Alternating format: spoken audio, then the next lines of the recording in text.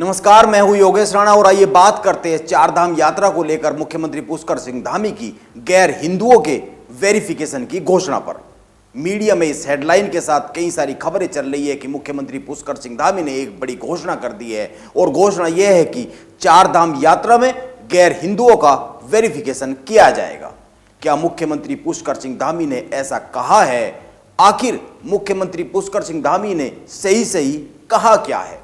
आइए इसको समझते हैं और बात इस पर भी करेंगे कि कांग्रेस क्यों देहरादून में धार्मिक सद्भाव के लिए सर्वधर्म समभाव प्रार्थना सभा का आयोजन कर रही है और कांग्रेस को इस प्रार्थना सभा से मिलने वाला क्या है, इसको भी समझना बहुत जरूरी है। आइए पहले मुख्यमंत्री की गैर हिंदुओं के वेरिफिकेशन की घोषणा पर बात करते हैं।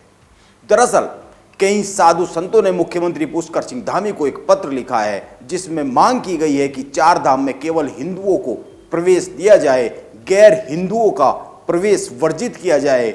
मुख्यमंत्री पुष्कर सिंह धामी से इसी को लेकर एक सवाल किया गया था। मैं पूरा का पूरा सवाल आपको बता देता हूं, इसके बाद मीडिया के इस सवाल पर मुख्यमंत्री पुष्कर सिंह धामी ने क्या कहा है यह जानते हैं। मीडिया का सवाल था, चार धाम में गैर हिंदुओं का प्रवेश वर्जित किया जाए, यह मांग की गई है, सरकार इसे कैसे देखती है और आपके संज्ञान में क्या बात आई है? इसके जवाब में पुष्कर सिंह धामी ने जो कहा है वो इस प्रकार है, हमारा प्रदेश शांत रहना चाहिए, हमारे प्रदेश की धर्म संस्कृति बची रहनी चाहिए, उसको लेकर सरकार अपने स्तर पर भी ड्राइव चलाएगी और हम कोशिश करेंगे कि जिन लोगों का यहाँ पर ठीक प्रकार से वेरिफिकेशन नहीं हुआ उनका भी वेरिफिकेशन हो। कोई इस प्रकार का व्यक्ति उत्तराखंड के अंदर ना आए जिसके कारण से स्थिति खराब हो। यह मुख्यमंत्री पुष्कर सिंह धामी का पूरा बयान है। इस बयान में उन्होंने कहीं पर भी यह नहीं कहा कि गैर हिंदुओं का चार धाम यात्रा के दौरान वेरिफिकेशन किया जाएगा और कई मीडिया ने तो बाकायदा शीर्षक लगा दिया है कि मुख्यमंत्री पुष्कर सिंह धामी बोले चार धाम में गैर हिंदुओं का होगा वेरिफिकेशन। हालांकि मुख्यमंत्री के बयान के कुछ निहितार्थ निकाले जा सकते हैं और निहितार्थ निकाले भी जा रहे हैं, क्योंकि उनसे सवाल चार धाम में गैर हिंदुओं के प्रवेश वर्जित करने के संदर्भ को लेकर सवाल किया गया था, जिसके जवाब में उन्होंने कहा कि हम भी अपने स्तर पर वेरिफिकेशन करेंगे। यह एक बात है, लेकिन मुख्यमंत्री ने सत्यापन व्यवस्था में किसी भी धर्म विशेष को रखे जाने की बात नहीं कही है। लेकिन आप गौर कीजिए, इसके बाद भी वो संदेश चला गया जिसको भाजपा के मुख्यमंत्री देना चाह रहे थे, ऐसा माना जा रहा है। यह अपने वोटर तक संदेश पहुंचाने का आज का भाजपा का कमाल का तरीका है। मैं ये बात इसलिए कह रहा हूं क्योंकि कांग्रेस ने भी आज देहरादून में एक राजनीतिक गतिविधि की है, इसको भी देख लेते हैं। कांग्रेस के प्रदेश अध्यक्ष करण मेहरा के नेतृत्व में कांग्रेस ने देहरादून में एक सर्वधर्म सद्भाव प्रार्थना सभा रखी। यह प्रार्थना सभा इसी तरह से की गई जैसी सालों से सर्वधर्म प्रार्थना सभा की औपचारिकता निभाई जाती रही है।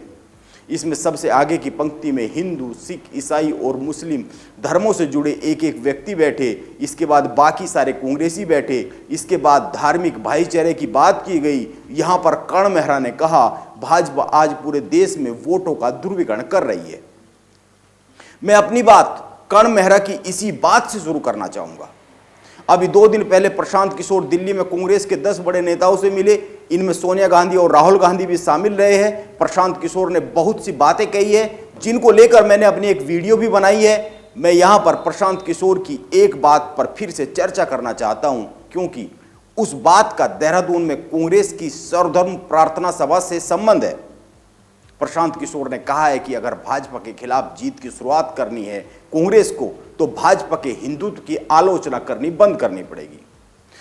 भाजपा की हिंदुत्व और वोट के लिए की जा रही हिंदू राजनीति की आलोचना बंद करनी पड़ेगी। अपनी एक विचारधारा बनानी जरूरी है जिसे लोगों को समझाना पड़ेगा। जितना भाजपा की हिंदू नीति का विरोध करेंगे उतना ही कांग्रेस को नुकसान होगा। यह एक बात है जो प्रशांत किशोर ने कही है। अब आप आज की दोनों घटनाओं को गौर से देखें। भाजपा के मुख्यमंत्री कुछ न कहकर भी बहुत कुछ कह गए और कांग्रेस के नेता सर्वधर्म प्रार्थना सभा करने के बाद भी यही संदेश दे रहे हैं कि हम भाजपा और भाजपा की हिंदुत्व की नीति के खिलाफ है। आप इसको सीधे सीधे शब्दों में समझे तो भाजपा अपनी लाइन पर वोटर से कनेक्ट कर रही है और कांग्रेस भाजपा की लाइन पर जाकर वहीं पर खड़े होकर उसको मिटाने के चक्कर में, भाजपा की लाइन को मिटाने के चक्कर में पड़ी हुई है। यानी अपना एजेंडा सेट करने के बजाय भाजपा के एजेंडे पर खेला जा रहा है। इसीलिए मैं कहता रहता हूं कि अभी कांग्रेस को जीतने के सपने देखने से पहले हकीकत से रूबरू होना चाहिए। और यही बात प्रशांत किशोर भी कांग्रेस के बड़े नेताओं को कह रहे हैं। अब देखते हैं कांग्रेस हकीकत से कब और कितनी रूबरू होती है, यह जानने वाली बात है। हालांकि आज के देहरादून की जो राजनीतिक एक्टिविटी कांग्रेस की रही है, उससे एक संदेश तो कांग्रेस पहुंचाने में सफल रही है। उसमें प्रीतम सिंह शामिल हुए हैं और वे विधायक भी शामिल हुए हैं जो विधायक पहले 2 आयोजनों में नहीं आए, यानी कि कर्ण मेहरा के ताजपोशी में नहीं आए और यशपाल आर्या के पदभार ग्रहण में नहीं आए। प्रीतम सिंह आए हैं, साथ बैठे हैं और सर्व धर्म सद्भाव के लिए प्रार्थना की है। देखते हैं कांग्रेस कितनी लंबी दूरी को कितनी जल्दी तय कर पाती है कर्ण मेहरा के नेतृत्व में उत्तराखंड में। नमस्कार, आप बने रहे मेरे साथ।